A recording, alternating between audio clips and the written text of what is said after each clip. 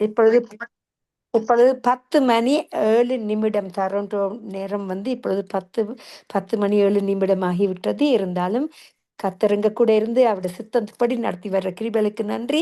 இப்பொழுது மறுபடியாக நாங்கள் pastor John பால் ஆனன் அவர்களை இணையத்தில் இருக்கிறார்கள், அழைப்புக்கு கொண்டு வருவோம். நன்றி பாஸ்டர்.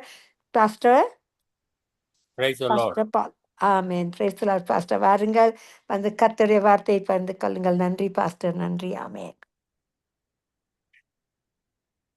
நம்முடைய நித்திய வெளிச்ச சங்கமம் வானொலி நேயர்கள் யாவரையும் ஆண்டவராகிய இயேசு கிறிஸ்துவின் நாமத்திலே நாங்கள் வாழ்த்துகிறோம். இந்த நாளிலே நாம் பார்க்க போகிற தேவ செய்தியின் தலைப்பு, நீங்கள் விசேஷித்தவர்கள் என்கிற தலைப்பின் கீழே இன்றைய செய்தியை நாம் பார்க்க போகிறோம். எந்த விதத்தில் எப்படி நாம் விசேஷித்தவர்களாய் இருக்கிறோம் என்பதே இந்த செய்தியின் காரியமாயிருக்கிறது. கிறிஸ்தவர்கள் என்று சொல்லும் பொழுது ஒவ்வொரு கிறிஸ்தவர்களும் இயற்கைக்கு அப்பாற்பட்ட வெற்றிகரமான வாழ்க்கையை வாழ அழைக்கப்பட்டிருக்கிறார்கள். கிறிஸ்தவர்களுக்கு தோல்வி என்பதற்கு இடமே கிடையாது. ஏனென்றால் நாம் ஆராதிக்கிற அந்த இயேசு கிறிஸ்து ஜெய கிறிஸ்துவாய் இருக்கிறார். நம்மை எல்லா இடங்களிலும் அவர் வெற்றி சிறக்க செய்கிற தேவனாய் இருக்கிறார். எகோவா நிசியாக, ஜெயபலமானவராக, வெற்றி கொடுக்கிறவராகவே அவர் இருக்கிறார். ஆகவே தான் நீங்களும் நானும் இயற்கைக்கு அப்பாற்பட்ட வெற்றிகரமான வாழ்க்கையை வாழ அழைக்கப்பட்டிருக்கிறோம் என்பதை நினைவில் கொள்வோம். அடுத்தபடியாக கிறிஸ்தவர்களாகிய நாம் இயற்கைக்கு அப்பாற்பட்ட வாழ்க்கை வாழ ஏதோ பெரிய பிரயாசம் எடுக்கணும் போல இருக்கு, ஏதோ பெரிய முயற்சி எடுக்கணும், ஏதோ அதிக கஷ்டப்படணும் என்று யாரும் எண்ண வேண்டாம். கிறிஸ்தவர்களுக்கு இந்த வெற்றிகரமான வாழ்க்கை வாழ்வது என்பது அது ஒரு இயல்பான பண்பாகவே இருக்கிறது. அதை நாம் விளங்கிக் கொள்வோம். தேவன் நமக்குள் என்ன வைத்திருக்கிறார், ஒவ்வொரு கிறிஸ்தவனுக்குள்ளும் என்ன வைத்திருக்கிறார், என்ன டெபாசிட் பண்ணியிருக்கிறார் என்று நாம் அறியாமல் வாழும்போதுதான் நமது வாழ்க்கை பயனற்றதாய் போய்விடுகிறது, உபயோகமற்றதாய் போய்விடுகிறது. ஆகவே நாம் எதை மறக்கக்கூடாது? இயேசு கிறிஸ்து உங்களுக்குள்ளே எனக்குள்ளே என்ன வைத்திருக்கிறார் என்கிற ஒரு அறிவு நமக்கு மிகவும் அவசியம். அந்த அறியாமை வரும்பொழுது, அதை அறியாமல் இருப்போம் என்றால், ஆண்டவர் நமக்குள்ளே என்ன வைத்திருக்கிறார் என்பதை நாம் அறியாமல் வாழும் பொழுது நம்முடைய வாழ்க்கை பிரயோஜனமற்றதாய் போய்விடுகிறது. அறியாமை என்பது பிசாசின் சக்தி வாய்ந்த ஆயுதங்களிலே ஒன்று என்பதை நினைவில் கொள்வோம். இக்னரன்ஸ் என்று சொல்லுவோம், அறியாமை. அது பிசாசினுடைய ஒரு சக்தி வாய்ந்த ஒரு ஆயுதம். வேதத்தில் நாம் பார்க்கிறோம், ஆண்டவரும் சொல்லுவார், என் ஜனங்கள் அறிவில்லாமையினால் சங்காரமாகிறார்கள், அறிவில்லாமையினால் சிறைப்பட்டு போகிறார்கள் என்று சொல்லுகிறார். ஆகவே அறியாமல் வாழ்கிற ஒரு வாழ்க்கை அது மிகவும் ஒரு ஆபத்தான வாழ்க்கை. ஐம்புலன்களுக்கும் அப்பாற்பட்ட வாழ்க்கை வாழ்வதற்கான ஒரு திறன் தேவன் நமக்குள்ளே வைத்திருக்கிறார். நமக்குள்ள ஒரு டெபாசிட் பண்ணிருக்கிறார். அந்த திறன் என்பது என்ன? நமக்கு தேவன் அளித்த சக்தி என்று கொள்ளலாம், ஆற்றல் என்று நினைவில் கொள்ளலாம், வலிமை என்று நாம் நினைவு கொள்ளலாம். அந்த தேவன் நமக்குள் வைத்த ஆற்றல் என்ன, சக்தி என்ன, திறன் என்ன, வலிமை என்ன என்பதை அறிந்து உணர்ந்து அதை பயன்படுத்தி வாழும் பொழுதுதான் நம்முடைய வாழ்க்கையிலே இயற்கைக்கு, ஐம்புலன்களுக்கு அப்பாற்பட்ட ஒரு வாழ்க்கையை நாம் வாழுகிறோம். ஆதியாகமம் புஸ்தகம் 1ஆம் அதிகாரம் 26ஆம் வசனத்தை நாம் வாசிக்கும் பொழுது, முதல் மனிதனாகிய ஆதாம் தேவன் தமது சாயலாக, தமது ரூபத்தின்படி படைத்தார் என்று நாம் பார்க்கிறோம். அவர் சிருஷ்டித்த படைப்புகளிலே மிக விசேஷித்த படைப்பாக, உன்னத படைப்பாக அவர் மனிதனை படைத்தார் என்று நாம் பார்க்கிறோம். ஆகவே சிருஷ்டிப்பு, படைப்பு என்கிற காரியத்துல மனிதன் விசேஷித்தவனாய் இருக்கிறான். இன்னும் ஆதியாகமம் புஸ்தகம் 2ஆம் அதிகாரம் 18ஆம் வசனத்தை வாசிக்கும் பொழுது, அந்த ஆண்டவர் ஆதாமுக்கு என்ன உள்ள டெபாசிட் பண்ணியிருக்கிறார், உள்ள என்ன வைத்திருக்கிறார் என்று பார்க்கும் பொழுது, நீ பூமியை கீழ்ப்படுத்து, அதை ஆளும்படியான சகல அதிகாரத்தையும் தேவன் ஆதாமுக்கு கொடுத்தார். ஆகவே எல்லாவற்றையும் கீழ்ப்படுத்தத்தக்கதான, எல்லாவற்றின் மேலும் ஆளுகை செய்கிறதான ஒரு அதிகாரத்தை கூட மனிதனுக்குள் ஆண்டவர் டெபாசிட் பண்ணியிருக்கிறார் என்பதை விளங்கிக் கொள்ள வேண்டும். அதே ஆதாமுக்குள்ளே வேறு என்ன காரியத்தை வைத்திருக்கிறார் என்று நாம் பார்க்கும் பொழுது, அவனுக்குள் தெய்வீக ஞானத்தை வைத்திருந்தார். இந்த தெய்வீக ஞானத்தை கொண்டு அவன் என்ன செய்யலாம்? சகல விலங்குகளுக்கும், பறவைகளுக்கு கூட அவனால் பெயரிட முடியும். அப்படியாப்பட்ட ஒரு திறன், வல்லமை, அதிகாரம், ஆற்றல், எல்லாவற்றையும் கீழ்ப்படுத்துகிற காரியம், தெய்வீக ஞானம் உடையவனாக தான் ஆதாமை விசேஷித்தவனாக உண்டாக்கி இருக்கிறார். மேலும் அவனுக்குள்ள வேறு என்ன காரியத்தையும் பார்க்கிறோம்? மனிதன் தனிமையாக இருப்பது நல்லதல்ல, அவனுக்கு ஏற்ற துணையை உண்டாக்குவேன் என்று சொல்லி, அந்த ஏற்ற துணையை வெளியிலிருந்து கொண்டு வரல, ஆதாமுக்குள்ளிருந்து ஏவாளை வெளியே கொண்டு வந்தார் என்று பார்க்கிறோம். ஆதாமுக்குள்ளேயே இருந்த ஒரு எலும்பை எடுத்துதான், விலா எலும்பை எடுத்துதான் அதிலிருந்து அவர் ஏவாளை உண்டாக்கினார் என்று நாம் பார்க்கிறோம். இப்படியாக ஆதாமுக்கு எவைகளெல்லாம் தேவைப்பட்டதோ அத்தனை காரியங்களையும் அவனுக்குள்ளேயே தேவன் வைத்திருந்திருப்பது ஒரு விசேஷித்த காரியம். ஆதாம் பாவம் செய்த பிறகுதான் தன் ஸ்தானத்தை, பொசிஷன் என்று சொல்கிறோமே, அவன் இழந்து போய் இப்போது அவன் விசேஷித்த மனிதனாக அல்ல, சாதாரண மனிதனாய் மாறிவிடுவதை நாம் பார்க்கிறோம். ஒரு கிறிஸ்துவன் சாதாரணமான வாழ்க்கை வாழ்வது மிக பெரிய குற்றமாகும். கிறிஸ்தவர்கள் என்று சொல்லிக் கொண்டு மற்ற மனிதர்களைப் போல நாமும் ஒரு சாதாரண வாழ்க்கை வாழ்வோம் என்றால் அது பெரிய குற்றம் என்பதை நாம் விளங்கிக் கொள்ள வேண்டும். இயேசு கிறிஸ்து இந்த பூமியிலே மனிதனாக 100க்கு 100 வாழ்ந்து சிலுவையில் சென்று சாத்தானினுடைய சகல வல்லமையும் அவர் மேற்கொண்டார் என்று நாம் பார்க்கிறோம். நமது சார்பாக எல்லா வெற்றிகளையும் இயேசு கிறிஸ்து தம்முடைய சிலுவை மரணத்திலே வெற்றி சிறந்தார். துரைத்தனங்களை, அதிகாரங்களை எல்லாவற்றையும் உரிந்து அவைகளை சிலுவையின் மேல் ஆணி அடித்து வெற்றி சிறந்தார் என்று நாம் பார்க்கிறோம்.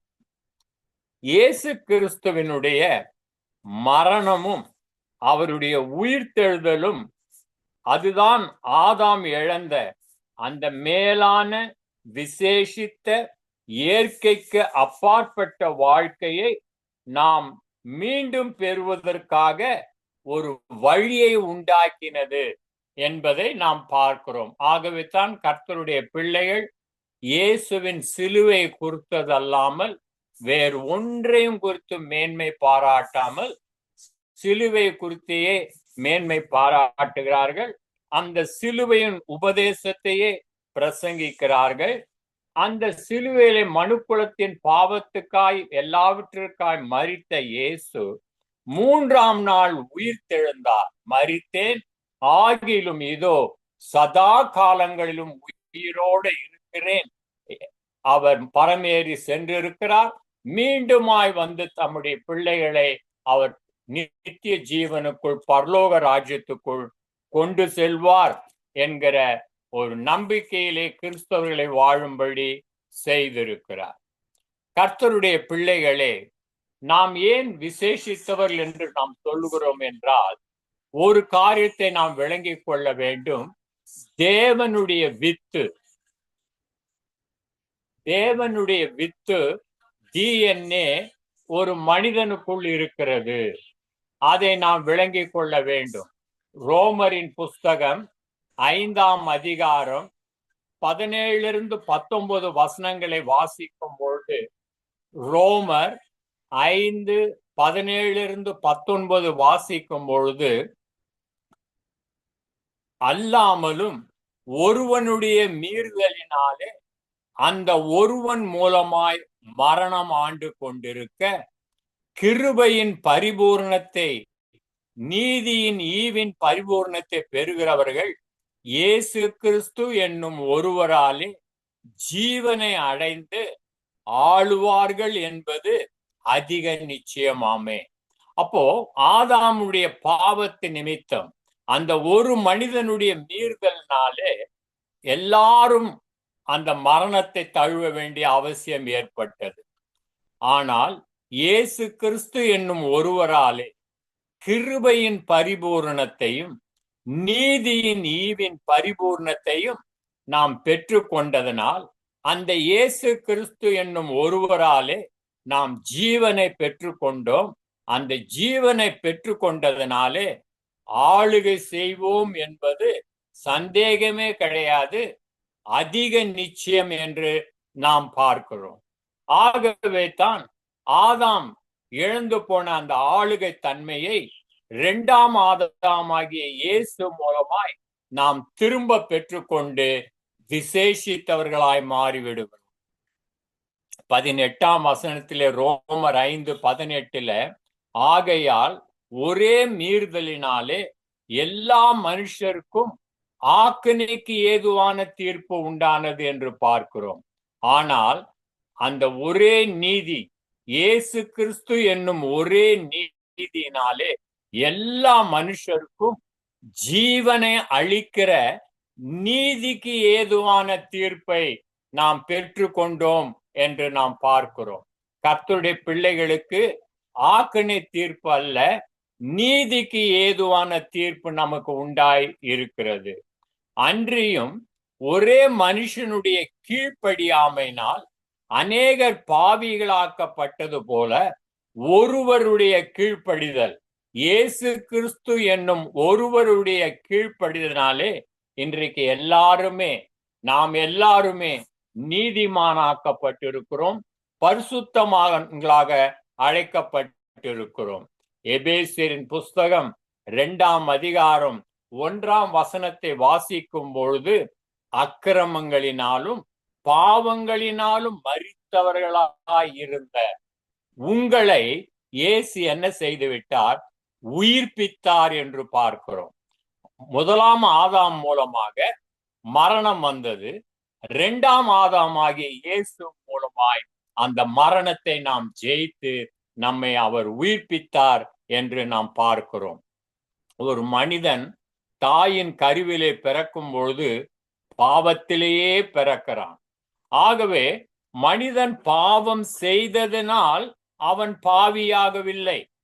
ஆனால் அவனுக்குள்ள இருந்த பாவ சுபாவமே அவனை பாவம் செய்ய வைத்தது. ஆகவே நாம் பாவம் செய்ததனால் பாவி இல்லை, ஆனால் பாவ சுபாவம் கருவிலிருந்தே, தாயின் கருவிலிருந்தே நமக்குள் வந்தபடியினால் அந்த பாவ சுபாவம் தான் நம்மை பாவம் செய்யும்படியாக தூண்டுகிறது என்று நாம் பார்க்கிறோம். ஒவ்வொரு மனிதனும் பரிசுத்தமாய் வாழ முயற்சி செய்கிறான். ஆனால் என்ன முடிவு? ஏமாற்றம் அடைந்து தோல்வியைதான் அவனால் காண முடிகிறது. ஒரு மனிதனுக்குள்ள இருக்கிற பாவ சுபாவம் அது அவனுக்குள்ள இருக்கிற வரைக்கும் அவனால் பரிசுத்தமாக வாழவே முடியாது. அப்படி என்றால் அவன் பரிசுத்தமாய் வாழ்வதற்கு என்ன வழி? ஒரு நபர் இயேசு கிறிஸ்துவை தனது சொந்த இரட்சகராக ஏற்றுக்கொள்ளும் போது அவன் மறுபடியும் பிறக்கிறான் என்று வேதம் கூறுகிறது. நீங்கள் ஆவியினாலும் ஜலத்தினாலும் மறுபடியும் பிறவாவிட்டால் தேவனுடைய ராஜ்யத்தை காண மாட்டீர்கள், தேவனுடைய ராஜ்யத்துக்குள் பிரவேசிக்க மாட்டீர்கள் என்று பார்க்கிறோம். ஆகவே தாயின் கருவிலிருந்து நாம் பிறக்கும் பொழுது பாவ சுபாவத்தோடு நாம் பிறக்கிறோம். என் தாய் என்னை பாவத்தில் கர்ப்பம் தரித்தாள் என்று சங்கீதத்திலே நாம் பார்க்கிறோம். ஆனால் இப்பொழுது மாம்சத்திலே பிறந்த நாம், பாவ சுபாவத்திலே பிறந்த நாம், தாயின் கருவிலிருந்தே பாவ சுபாவத்தோடு வாழ்ந்த நாம் இப்பொழுது மறுபடியும் ஒரு ஆவிக்குரிய மறுபிறப்புக்குள் நாம் வருகிறோம். அப்படி மறுபிறப்புக்குள்ள வரும்பொழுது இப்பொழுது நமக்குள்ள என்ன வருகிறது என்றால், ஒரு அழியாத ஒரு வித்தை தேவன் நமக்குள்ள வைக்கிறார். 1 பேதுருவின் புஸ்தகம் 1ஆம் அதிகாரம் 23ஆம் வசனத்துல, அழிவுள்ள வித்தினால் அல்ல, என்றென்றைக்கும் நிற்கிறதும் ஜீவனுள்ளதுமான தேவ வசனமாகிய அழிவில்லாத வித்தினாலே மறுபடியும் ஜனிப்பிக்கப்பட்டோம். பாவத்திலே மரித்து விட்டோம் ஒரு காலத்திலே, இப்பொழுது நாம் ஆவியிலே மறுபடியும் பிறந்ததினாலே மறுபடியும் ஜனிப்பிக்கப்பட்டோம். புது பிறப்புக்குள் வந்து விட்டோம், ஒரு ஆவிக்குரிய பிறப்புக்குள் வந்து விட்டோம்.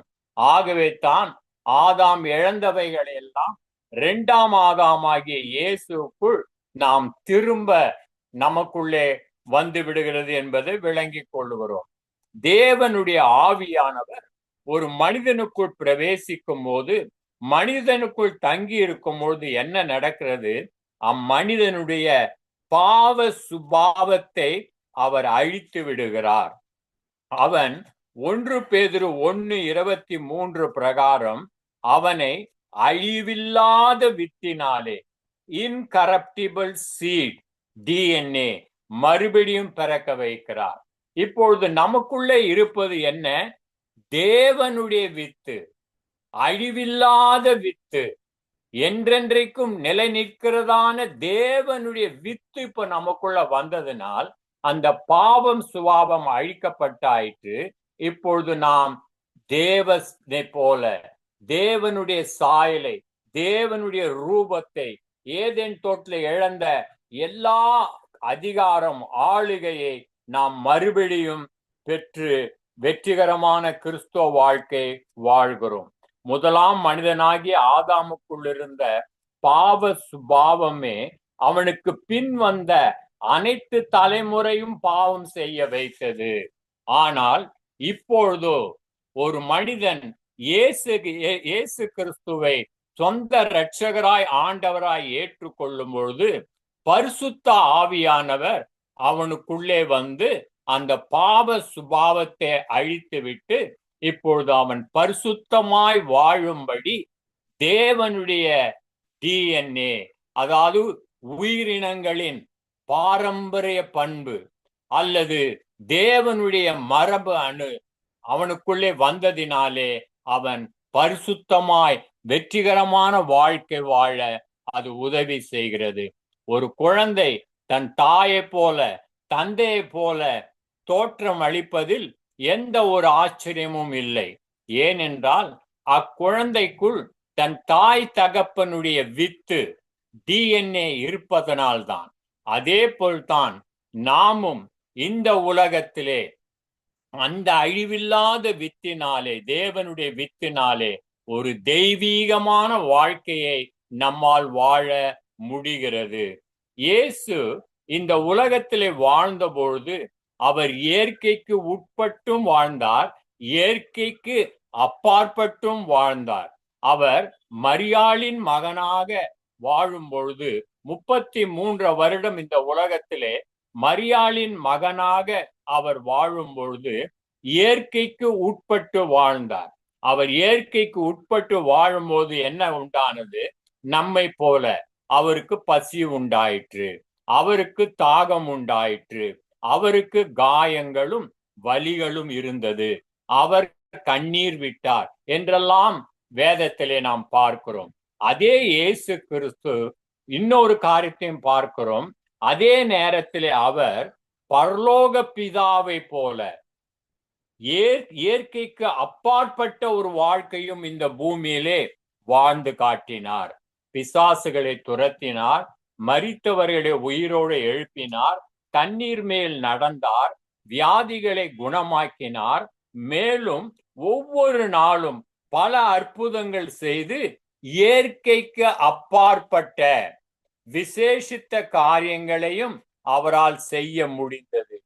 ஏன் அப்படி செய்தார் என்றால் அவருக்குள்ளே அந்த அழிவில்லாத வித்து, பிதாவின் DNA அவருக்குள் இருந்தபடியினால்தான் ஒரு அசாதாரணமான வாழ்க்கை, இயற்கைக்கு அப்பாற்பட்ட ஒரு அசாதாரணமான வாழ்க்கை அது வாழ உதவி செய்கிறது. தேவனுடைய வித்து DNA உனக்குள் இருக்கும் பொழுது என்ற அந்த சத்தியத்தை நாம் புரிந்து கொண்டால் நம்முடைய வாழ்க்கை இப்பொழுது இருப்பது போல இனி இருக்காது. ஆகவே கர்த்தருடைய பிள்ளைகளே, இப்பொழுது நாம் இயேசுவை ஏற்றுக்கொண்டதினால், நம் பாவங்கள் எல்லாம் அறிக்கை செய்து விட்டதினால், மனம் திரும்பினதினால், மறுபடியும் ஆவியினால் பிறந்து விட்டபடியினால் தேவனுடைய வித்து எனக்குள்ளே இருக்கிறது. அந்த வித்தின் தன்மை என்ன? நான் பரிசுத்தமாக என்னால் வாழ முடிகிறது, என்னால் எல்லா வெற்றிகரமான வாழ்க்கையும் வாழ முடிகிறது என்பதே. நாம் யார் என்கிற அடையாளத்தை நாம் அறியாமல் வாழ்வதுதான் இன்றைய கிறிஸ்துவத்தின் மிக பெரிய பிரச்சனையாய் இருக்கிறது. அநேகர் தங்களுடைய ஐடென்டிட்டியை இழந்து போயிருக்கிறார்கள். நான் யார், கிறிஸ்துக்குள் நான் யார் என்ற அடையாளத்தை அறியாமல் வாழ்வதனால் இன்றைக்கு கிறிஸ்துவ வாழ்க்கையிலே மிக பெரிய பிரச்சனைகளை அவர்கள் சந்தித்து கொண்டு இருக்கிறார்கள். நம்முடைய அடையாளத்தை நாம் புரிந்து கொள்ளும் பொழுது, நான் கிறிஸ்துவுக்குள், அவருடைய DNA எனக்குள் இருக்கிறது, அவர் எனக்குள்ளே அந்த திராணியை வைத்திருக்கிறார் பரிசுத்தமாய் வாழ, எல்லா காரியத்தின் மேலும் வெற்றி கொள்ள, எல்லாவற்றையும் கீழ்ப்படுத்த, எல்லாவற்றையும் ஆளுகை செய்ய, எல்லா சத்துருக்களையும் மேற்கொள்கிற தேவனுடைய DNA எனக்குள் ஓடிக்கொண்டிருக்கிறது என்று நாம் அறிந்து வாழும் பொழுது எல்லா பிரச்சனைகள் மேலும் நாம் ஜெயம் கொள்கிறோம். நாம் மனிதனுடைய அங்கீகாரத்தை பெற்றுக் கொள்வதற்கு இந்த பூமியிலே மிகவும் முயற்சி செய்கிறோம். ஆனால் பிசாசு உங்களை கண்களை குருடாக்கி நீண்ட காலமாய் உங்களை அறியாமைக்குள்ளே வைத்திருக்கிறார். கிறிஸ்துக்குள் நீங்கள் யார் என்று விளங்கி கொள்ளாதபடி, கிறிஸ்து உங்களுக்குள்ளே என்னத்தெல்லாம் டெபாசிட் பண்ணி இருக்கிறார், ஜெயமாய் வாழ்வதற்கு, வெற்றிகரமாய் வாழ்வதற்கு, இயற்கைக்கு அப்பாற்பட்ட ஒரு விசேஷித்த வாழ்க்கை வாழ்வதற்கு, தெய்வீக வாழ்க்கை வாழ்வதற்கு தேவன் உங்களுக்குள்ள என்ன வலிமை, ஆற்றல், திறன் வைத்திருக்கிறார் என்பதை நாம் விளங்கி கொள்ளாதபடி நம்முடைய கண்களை அவன் குருடாக்கி ஜனங்களை அப்படியே முன்னேறாதபடி வைத்திருக்கிறான். நன்றாக நாம் விளங்கி கொள்ள வேண்டும். நாம் சொல்ல வேண்டும், நான் சாதாரண மனிதன் அல்ல, தேவனுடைய அழிவில்லாத வித்து எனக்குள் இருக்கிறது என்கிற சத்தியத்தை இருதயத்தின் ஆழத்திலே பதிந்து கொள்ள வேண்டும். நான் ஒரு அசாதாரணமான மனிதன், சாதாரண மனிதன் அல்ல, அசாதாரணமான விசேஷித்த மனிதன் என்று உரத்த சத்தமாய் சொல்ல வேண்டிய நேரம் இதுவே. பிசாசு நம்மளை முட்டாளாக்க விடக்கூடாது. கிறிஸ்து உங்களுக்காக வைத்த ஸ்தானத்திலே எழும்பி நில்லுங்கள். நம்மை தேவன் எந்த ஸ்தானத்திலே வைத்தாரோ, ஆதாம் மூலம் எழுந்து போனால் முதலாம் ஆதாம், இரண்டாம் ஆதாம் ஆகிய இயேசுக்குள் திரும்பவும் நம்மை மீட்டெடுத்து அதே ஸ்தானத்திலே, உயர்ந்த ஸ்தானத்திலே தேவன் நம்மளை உட்கார வைத்து விட்டார். இப்பொழுது கூட உன்னதங்களிலே நாம் ஏசப்பாவோடு ஆவிக்குரிய ரீதியாக உட்கார்ந்து கொண்டு எல்லாவற்றையும் நாம் கீழ்ப்படுத்துவர்களாய், ஆளுகை செய்கிறவர்களாய், நாம் மறுபடியும் நம்முடைய பொசிஷனுக்கு தேவன் நம்மை ஸ்தானத்துக்கு வழி நடத்தியிருக்கிறார். தேவனின் அழியாத வித்து உங்களுக்குள் இருக்கும் பொழுது சாதாரணமான ஒரு கிறிஸ்துவ வாழ்க்கை வாழ்வது குற்றம். ஆகவே சாதாரண வாழ்க்கை அல்ல, அசாதாரண வாழ்க்கை வாழ, விசேஷித்த வாழ்க்கை வாழவே தேவன் என்னை அழைத்திருக்கிறார் என்று அறிந்து உணர்ந்து இயேசுவை போல நாம் வாழ நம்மை ஒப்பு கொடுப்போம். முதலாவது, தேவனுடைய வித்து உங்களுக்குள் இருக்கிறது என்பதை தெளிவாக அறிந்து வாழுங்கள். இரண்டாவதாக, அந்த தேவனுடைய வித்துக்குள் இருக்கிற மேலான அசாதாரணமான வாழ்க்கையை அனுபவித்து நாம் செயல்படுவோம். 1 பேதுருவின் புஸ்தகம் 2ஆம் அதிகாரம் 21ஆம் வசனத்தை வாசிக்கும் பொழுது, இதற்காகவே நீங்கள் அழைக்கப்பட்டிருக்கிறீர்கள், ஏனெனில் கிறிஸ்துவும் உங்களுக்காக பாடுபட்டு நீங்கள் தம்முடைய அடிச்சுவடுகளை தொடர்ந்து வரும்படி உங்களுக்கு மாதிரியை பின்வைத்து போனார். ஆகவே தேவனுடைய பிள்ளைகளே, இதே பாவம் நிறைந்த உலகிலே, இருள் சூழ்ந்த உலகத்திலே இயேசு 23 வருடம் பரிசுத்தமாய் வாழ்ந்தார். 22ஆம் வசனம் சொல்றது 1 பேதுரு 2:22 அவர் பாவம் செய்யவில்லை, அவருடைய வாயிலே வஞ்சனை காணப்படவில்லை. ஒரு தெய்வீக வாழ்க்கை, ஒரு பரிசுத்தமான வாழ்க்கை, ஒரு ஜெயங்கொள்கிற வாழ்க்கை இயேசு இந்த உலகத்திலே இயற்கைக்கு அப்பாற்பட்ட ஒரு மனிதன் எப்படி விசேஷித்த மனிதனாய் சாதாரண மனிதனை போல் வாழாமல் விசேஷித்த வாழ்க்கை உடையனாய் வாழ வேண்டும் என்பதற்கு இயேசுவே நமக்கு மாதிரி. அதற்காக அவர் அவருடைய அடிச்சுவடுகளை நமக்கு வைத்து போயிருக்கிறார். அந்த அடிச்சுவடுகளை பின்பற்றி இயேசுவை போலவே வாழ நம்மை அர்ப்பணிப்போம். இந்த அழிவில்லாத தேவனுடைய வித்து நமக்கு இயற்கைக்கு அப்பாற்பட்ட வாழ்க்கை வாழ திறன் அளிக்கிறது, ஆற்றல் அளிக்கிறது, வலிமை அளிக்கிறது. ஆகவே கர்த்தருடைய பிள்ளைகளே, திடமானவர்கள் நீங்கள் திடமாயிருங்கள். எல்லா மனிதர்களை காட்டிலும், எல்லா சாதாரண மனிதர்களை காட்டிலும் ஒவ்வொரு கிறிஸ்தவனும் மேலானவன், விசேஷமானவன் என்பதை உணர்ந்து நாம் மகத்துவமான இயற்கைக்கு அப்பாற்பட்ட காரியங்களை செய்ய தேவன் நமக்கு அனுக்கிரகம் பண்ணுவாராக. அன்புள்ள ஆண்டவரே, இந்த செய்தியை கேட்ட ஒவ்வொரு பிள்ளைகளையும் இயேசுவின் நாமத்திலே நாங்கள் வாழ்த்துகிறோம். ஆண்டவரே, ஒரு வெற்றிகரமான வாழ்க்கைக்கு நாங்கள் என்ன செய்ய வேண்டும், அதற்கு என்ன தேவை என்பதை அறிந்து உணர்ந்து ஏற்ற வேளையிலே முதலாம் ஆதாமுக்குள் எழுந்த அத்தனை காரியங்களையும் இரண்டாம் ஆதாமாகிய இயேசு இந்த உலகத்துக்கு அனுப்பி எங்கள் சார்பாக அவர் எல்லாவற்றின் மேலும் வெற்றி சிறந்தார், ஜெயம் சிறந்தார். இயேசுவின் சிலுவை மரணம் எங்கள் வெற்றிக்கு நேராய் நடத்துகிறது. அவருடைய உயிர்த்தெழுதல் எங்களை வெற்றிக்கு நேராய் நடத்துகிறது. அவருடைய ஜீவ வார்த்தைகள், அழிவில்லாத அந்த வித்தாகிய வசனம், அழிவில்லாத வித்தாகிய அந்த இயேசு ஒரு கிறிஸ்துவை உடையவன், ஜீவனை உடையவன். கிறிஸ்து இல்லாதவன் ஜீவன் இல்லாதவன் போல அந்த கிறிஸ்து எங்களுக்குள் வந்தபடியினால், அந்த பரிசுத்த ஆவியானவர் எங்களுக்குள் வந்தபடியினால் ஆண்டவர் எல்லா பாவ சுபாவங்களையும் இருளின் வாழ்க்கையும் நாங்கள் அழித்து விட்டோம், ஒழித்து விட்டோம். இனி எங்களுடைய வாழ்க்கையிலே தோல்வி என்பதே இல்லை. எப்பொழுதும் உம்முடைய சிலுவை வெற்றியை நாங்கள் கொண்டாடுகிறோம். இந்த செய்தியை கேட்கிற ஒவ்வொரு பிள்ளைகளும் எல்லா நாளும் வெற்றிகரமாய் மேலான வாழ்க்கை வாழ்ந்து மற்ற சாதாரண மனிதர்களை விட விசேஷித்த தெய்வீக வாழ்க்கையை வாழ்ந்து அநேகரை வெற்றியின் பாதையில வழி நடத்த இவர்களை பயன்படுத்துவீராக, ஆசீர்வதிப்பீராக. இயேசுவின் நாமத்தில் பிதாவே. ஆமேன், ஆமேன், ஆமேன்.